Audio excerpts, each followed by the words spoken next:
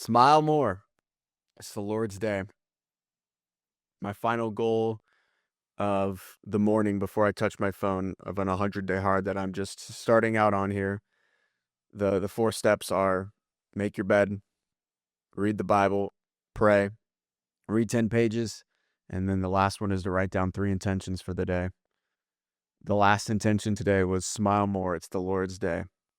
So I think it's pretty fitting with what I want to talk about. We've already gone through Sunday Mass here, Sunday, May 31st, the final day of May in 2026. That's kind of crazy when you think about it. Anyway, this was the second reading at Catholic Mass today, 2 Corinthians chapter 13. Brothers and sisters, rejoice, mend your ways, encourage one another, agree with one another, live in peace, and the God of love and peace will be with you. My biggest takeaway is that's just to be kind. Be kind to everyone. Spread God's love.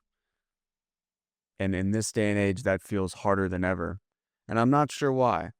I think it's something that we all can work on, something we can all do more for sure. There's so many ways to be kind to people.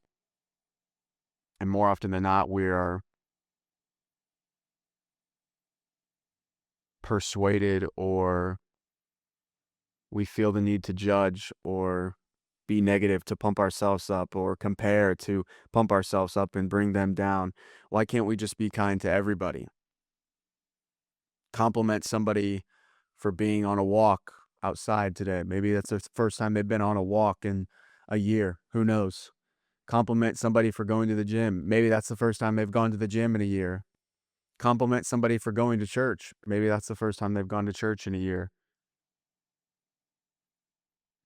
Compliment somebody, a waiter at a restaurant.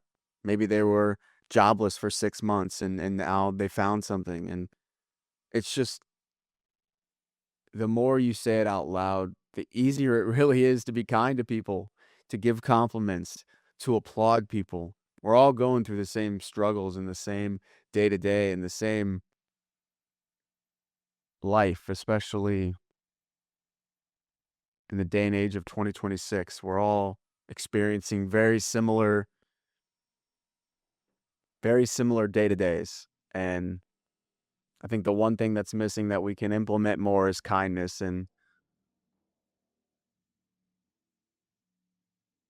there's nothing better. There's no better feeling. And I think it goes back to that verse. When you mend your ways, when you encourage one another, when you agree with one another, when you live in peace, not only do you feel good about yourself, but you feel closer to God. And that's not the entire point, but it's a big part of it.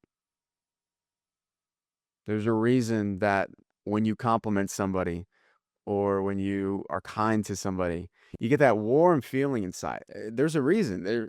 It's not a coincidence. It is genuinely your soul being deeply appreciative for being able to deeply appreciate somebody else. It's intentional, and I think that's how God made us.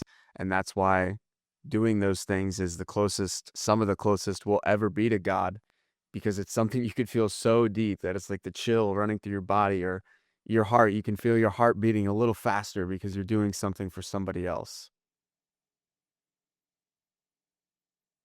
For me, those are the moments where you feel most alive and most connected to God. I also want to point out something that I thought of yesterday that is very interesting, because I would assume it's still being said, and it's going to be a hot take probably for a lot of parents, but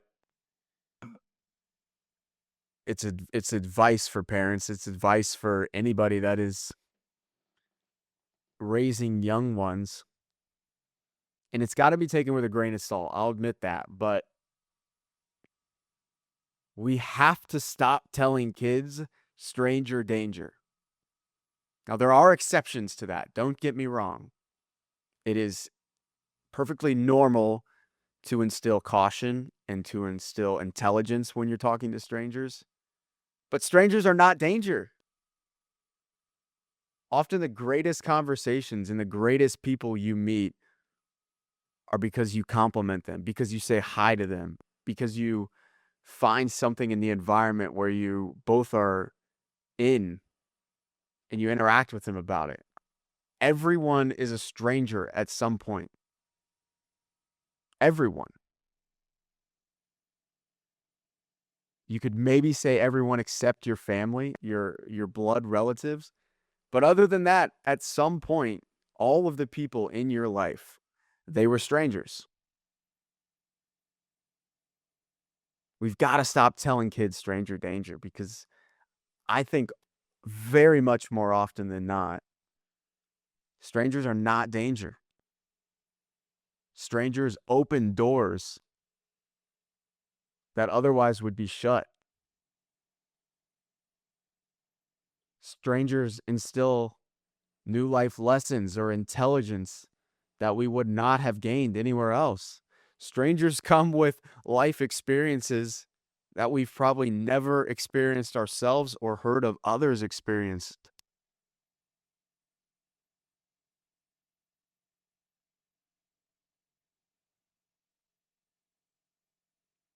It's just mind blowing to me that we all grew up, and I think parents still do it, a lot of them. And we said stranger danger. Think of all of the think of the negative connotations that have come with that, and that has stayed in young people's minds as we've grown up. Like if you're told that over and over, it becomes ingrained and it becomes stuck in your brain and it becomes a perception that talking and meeting new people and meeting somebody on the street that you don't know, it's danger. Don't do it. Stay away from it. We got to change that because meeting strangers are actually it's the door to everything. It opens the door to anything and everything.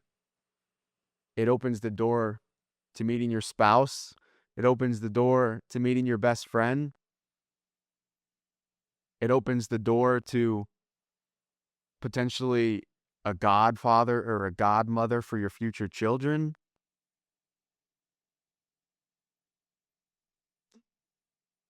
Meeting strangers is genuinely one of the best things to do in this world. And again, it all goes back to God and it all goes back to mending our ways, encouraging one another, living in peace and agreeing with one another. Like we can have simple conversations with people that we also have differences with and still just appreciate a 10 to 15-minute conversation with somebody that we may never encounter again. Hey, what's your name? Oh, what do you like to do for fun? Oh, why are you at this coffee shop today? Do you come to this grocery store often? What's your favorite thing to buy at this grocery store? Do you walk here pretty often? Do you come to this park pretty often? Just ask questions, meet people. Because chances are, the strangers that you do meet, if you can do this with pattern and repetition, I would say maybe 2 to 5%, if I'm going to guess, 2 to 5% of those strangers will stay in your life for longer than that conversation. But what that means is 95 to 98% of the strangers that maybe you encounter at the park, at the grocery store, at a coffee shop, at a restaurant, that is the one and only conversation you will have with them. Why not be kind? Why not learn a little bit about them? Why not interact with one of the billions of people that are on earth at the same time as you? It's just fascinating. So I, for one, will not be telling my kids stranger danger. I will be coming up with a phrase that encourages my children and anyone in my life to be like, hey, strangers are cool. Strangers are fun. Strangers are unique. Strangers are people. And at the end of the day, that's the one commonality that every living, breathing, and talking figure on this earth right now has in common. We're all people, and we all deserve to be treated like it. So,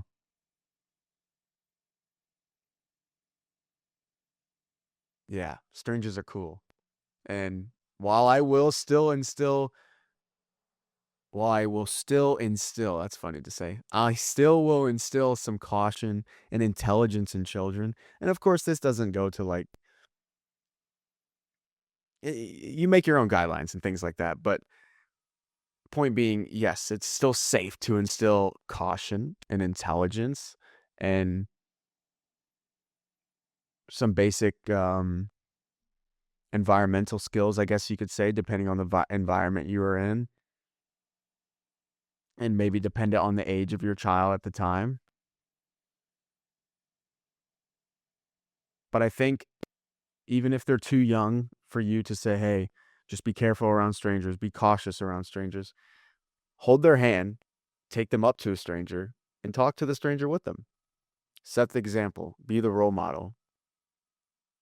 So then that when they grow up and they're 10 and 11, they're still using the skills, the intelligence, and the caution that you taught them. But hey, I'm going to go say hi to this person. Why not? And then when they're adults, my goodness, think how many doors are going to be open for them because they're not afraid to talk to people. They're not afraid to talk to the person standing next to them in a coffee line. They're not afraid to talk to the person next to them checking out the grocery store.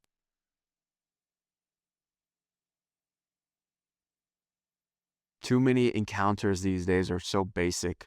Hi, how are you? I'm good. How are you? I'm good. End of conversation. Think how many times you've had that conversation with somebody through a drive-through, somebody checking you out at a coffee shop or a grocery store.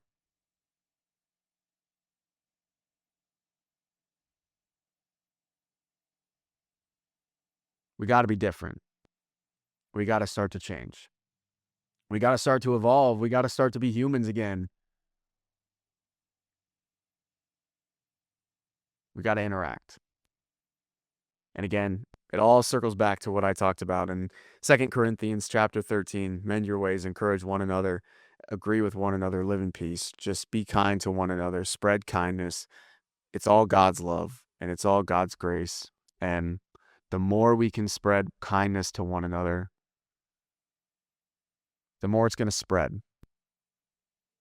You do it to one person, that person's going to feel inclined to do it to another. And then that person that they said it to is going to feel inclined to do it to another. And it's just a repeating pattern. So yes, I believe the more you are kind, the more you compliment one another, the more we appreciate one another's presence, the happier, the better, the greater this beautiful world will become. So May 31st, it's a Sunday, it's the Lord's Day. Smile a little bit, intention number 3 for today. Enjoy it. God bless. We'll see you tomorrow.